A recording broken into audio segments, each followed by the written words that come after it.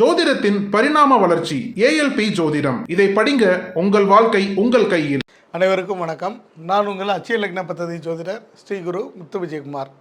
எனக்கு இந்த வாய்ப்பை வழங்கிய ஐயா புதுவுடைமூர்த்தி ஐயா அவர்களுக்கு பொற்பாதத்தை தொட்டு வழங்கி இந்த ஜாதகத்துக்கான பலனை நம்ம இப்போ பார்ப்போம். இப்போ இந்த ஜாதகர் பிறந்த தேதி அப்படின்றது 7/9/1983 8:20 AM காலையில் இந்த ஜாதகர் பிறந்திருக்காரு. இப்போ இது ஒரு பெண்ணுடைய ஜாதகம், ஒரு பெண்மணியோட ஜாதகம் அப்படின்றது தெரிஞ்சுக்கிறோம். இப்போ அவங்களுடைய பிறப்பு லக்னம் என்ன? இங்கே கன்னி லக்னம் அப்படின்றது அவங்களுடைய பிறப்பு லக்னம்.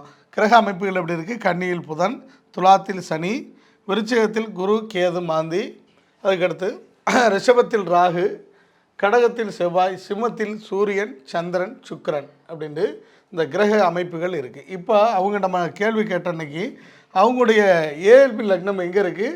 அவங்களுடைய பிறப்பு லக்னத்திலிருந்து 5வது வீட்டில் இருக்குது. இப்போ பொதுவாகவே நம்ம ஜாதகம் சொல்லிக் கொடுக்குறோம்.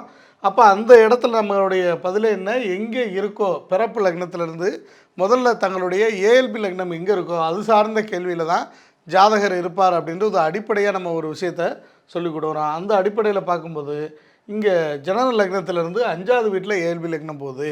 அப்போ இந்த 5 அப்படின்னு சொன்னாலே அது மனம் சார்ந்தது, குழந்தைகள் சார்ந்தது, பூர்வ புண்ணியம் சம்மந்தப்பட்ட நிகழ்வுகளை அது குறிக்காட்டுது அப்படின்னு சொல்லலாம். அப்போ ஜாதகருடைய கேள்வி என்ன? குழந்தை பாக்கியம் எப்போது, இது வரைக்கும் இல்லை, இப்போ கிடைக்குமா அப்படின்றது அவங்களுடைய கேள்வியாக இருக்குது. அப்போ குழந்தை அப்படின்னாலே நம்ம எப்போவுமே எந்த இடத்த பார்ப்போம்? 5ஆம் இடத்தை பார்ப்போம். அப்போ இங்கே 5 கூடையவர் யார்? இந்த ஜாதகத்துக்கு சுக்கிரன். அவர் இங்கே இருக்கார், 8ஆம் இடத்துல போய் உட்கார்ந்துருக்கார் ஜாதகத்துக்கு. அப்போ 5ஆம் இடம் குழந்தை, 8ஆம் இடம் தீராத பிரச்சனை அப்படின்றத நம்ம இந்த இடத்துல சொல்லலாம். அப்போ நம்ம ஜாதகத்தை நம்ம பிறப்பு லக்னத்தை பார்த்திங்கன்னா அதை டக்குன்னு நீங்கள் சொல்ல முடியாது.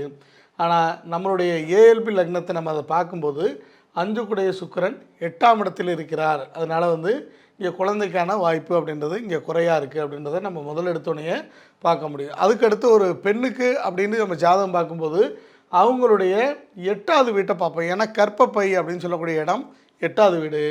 அப்போ இந்த கர்ப்பப்பை சம்மந்தப்பட்ட பிரச்சனை இந்த இடத்துல இருக்கா அப்படின்னா இங்கே சூரியன் 8ஆம் விதியாக இருந்து அவர் 8வது வீட்டிலேயே இருக்கார். அப்போ இந்த கர்ப்பப்பை சம்மந்தப்பட்ட பிரச்சனையும் இந்த இடத்துல இருக்குது.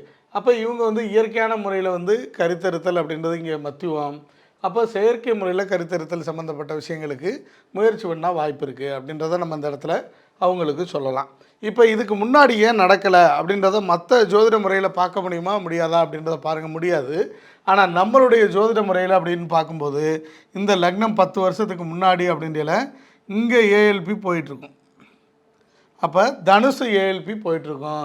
தனுசு ஏஎல்பிக்கு 5ஆம் வீட்டுக்கு அதிபதி யார்? செவ்வாய். அப்போயுமே பாருங்கள் 8ஆம் இடத்துல போய் உட்காந்துருக்கு 5 கூடைய கிரகம். அப்போ அதனால தான் அவங்களுக்கு போன 10 வருஷமே இந்த குழந்தை பாக்கியத்தில் பிரச்சனை அப்படின்ற மாதிரி இருந்திருக்கு. அது மாதிரி இந்த மாதிரி சின்ன சின்ன விஷயங்களை கூட நகர்த்தி பார்த்து, அதாவது எதிர்காலம், கடந்த காலம், நிகழ்காலம்னு இந்த 3 காலத்தையும் நம்ம நகர்த்தி பார்த்து ஒரு ஜாதகத்தில் பலன் சொல்ல முடியும் அப்படின்னா நம்ம அச்சய லக்ன பத்ததி முறையில் மட்டும்தான் முடியும்.